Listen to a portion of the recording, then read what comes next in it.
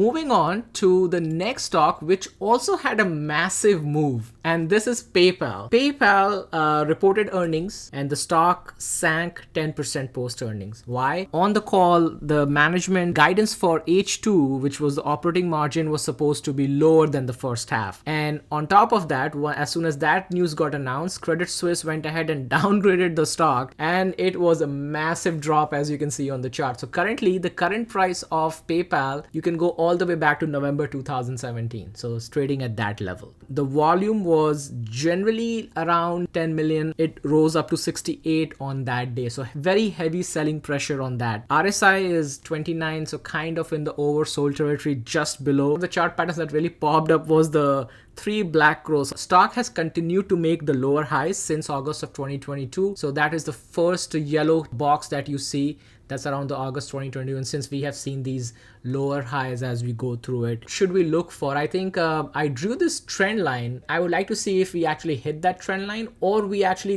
go back up and find the support at 68. Call side is getting a little bit more bullish because the stock has gapped down so much. So you might see bulls stepping in to kind of buy and reclaim that $68 support. Yeah, that's rough. I mean, when you do get that many days in a row selling off, you can expect but you can look for a change.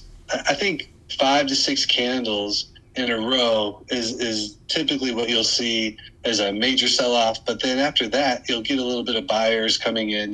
We'll be hitting support levels and interest levels, and folks start stepping in, and we'll get a little bit of support. But I mean, it's definitely not looking great. I mean, you can see that back, for example, in November of last year when that high hit the moving average and was another lower high and then sold off. There's a couple of spots in there where it kind of caught a break, but then every time, after it would sell 3, 4, 5 candles off, but then it just kind of continued the pattern. And I mean, I don't know that I would expect anything different unless the chart started showing something different. Sean, how do you see this? So for this one, for me, related to RSI, really, just want to make a little bit of a point. So obviously we can see it's around 30 now, and obviously, like you say, a nice little move down to that trend line, it's purely possible.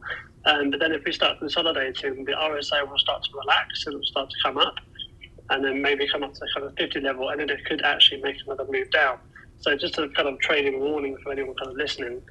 Don't solely believe in one indicator. Obviously, this time it's been the RSI.